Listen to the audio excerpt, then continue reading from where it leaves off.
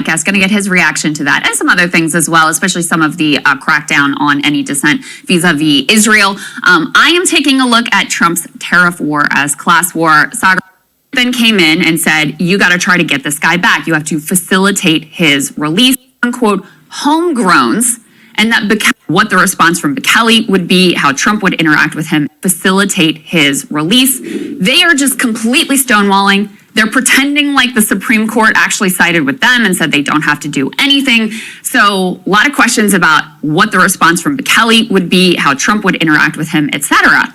So let's give some context, because I was trying to see where to start this from, and I don't know.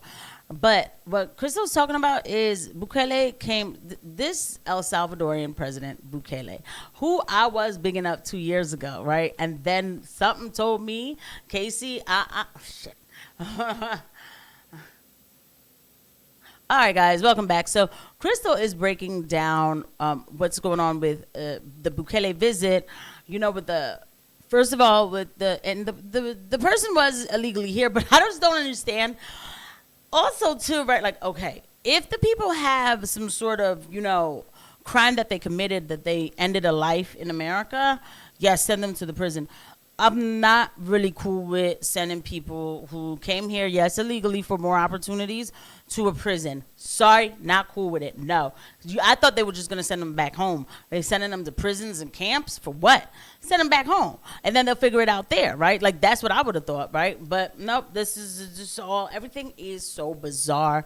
Not just is it bizarre, it's dystopian, right? And so this is what Krystal is breaking down. They had a visit, and, you know, when I hear this thing, and I used to be all about Bekele, but a year and a half ago, I was like, something about this guy. They're promoting him a little too much. Feels a little establishment. And now we see there's a connection here, you know, with these prisons and all that.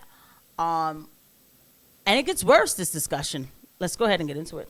But before any of that occurred, the two of them, Trump and Bekele, were actually caught on a hot mic with Trump, and you have to listen carefully, but Trump telling Bekele that next he wants to send to his prisons the quote-unquote homegrowns, and that Bekele may need to build 5 more of those facilities to house the U.S. citizens that Trump now wants to send to that notorious CCOT facility. Let's take a listen to how that went down. Yeah. Homegrown criminals next. I said homegrowns are next. The homegrowns build. You got to build about 5 more places. Yeah, that's fair. All right.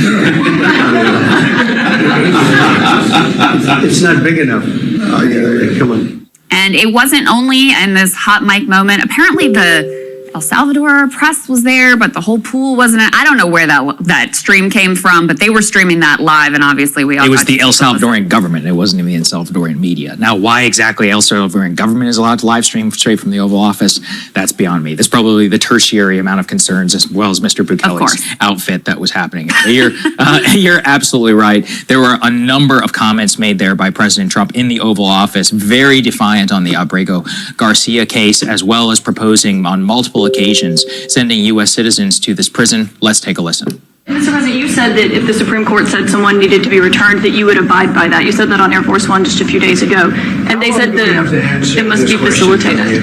Why don't you just say, isn't it wonderful that we're keeping criminals out of our country? Why can't you just say that? Why do you go over and over? And that's why nobody watches you anymore. When I can't stand this guy's face, I can't say anything about him. His stance is annoying. I always knew he's just a put together kind of guy. I actually know somebody who was trying to work with him on a system that could have, like, you know, been more beneficial to his country, and he didn't go with that system. That is not why I am not a fan of his. This is a Palestinian, and you never hear him talk about Palestine. It's weird to me.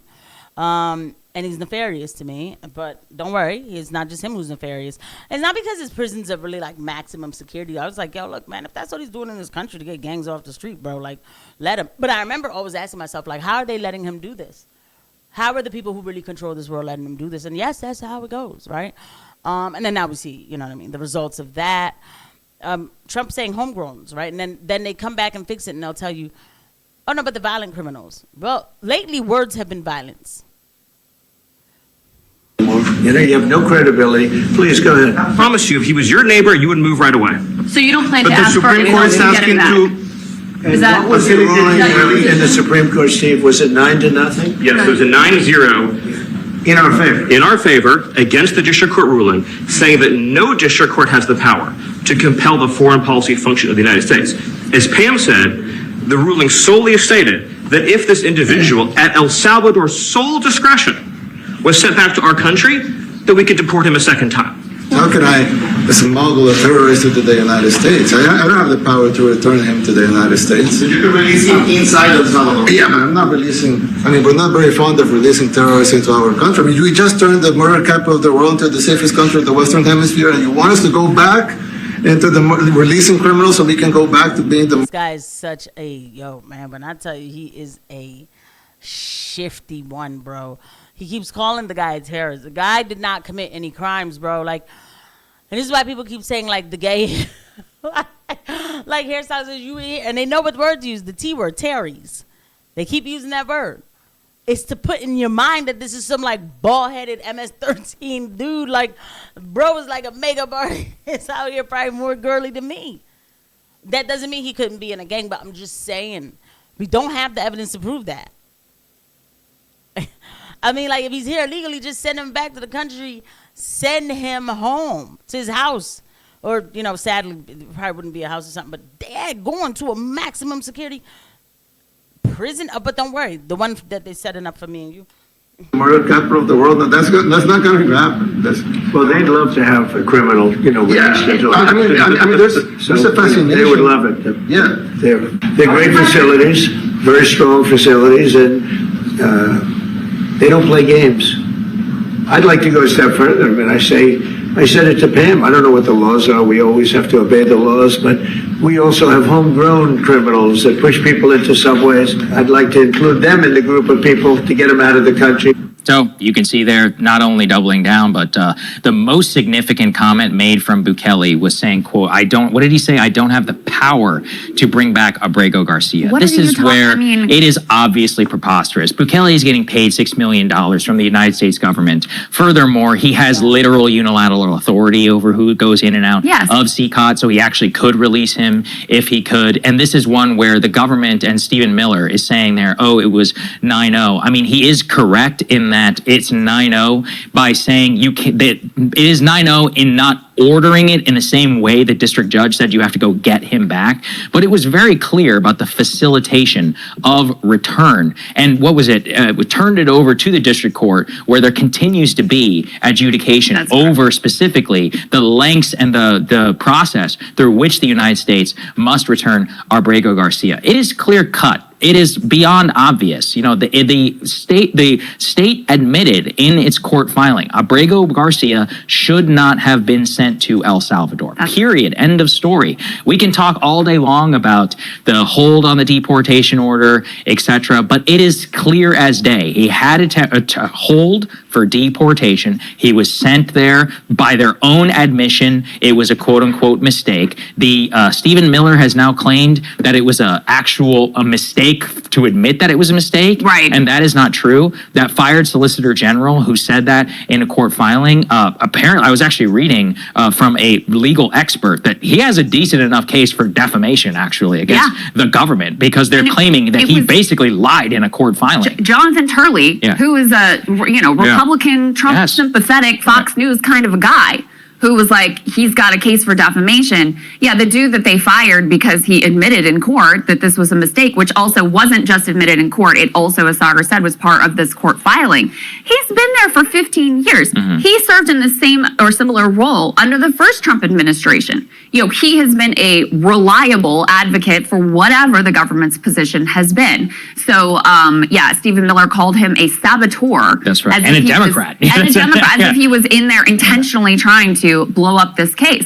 I just want to read for everybody because what Stephen Miller is portraying here and what Republicans are trying to... All right, we got the Stephen Miller point, right? And so at the end of the day, right, what we are witnessing here is Saagar being a true... God, why can't I get these people... All right, that's perfect. I'll just get it right here. Being a true conservative. Shout out to Saagar. Because when this story was first brought to him, he was kind of rolling his eyes to it, but you can't help when facts are in your face, they don't care about your feelings, right? Nobody's saying too, look, the guy does not even need to come back here. But he's in a prison, and for what? He's in a prison with like big deal gang members. And for what? Right? And it's like, well, why are you concerned about, something happened in another country with some illegal?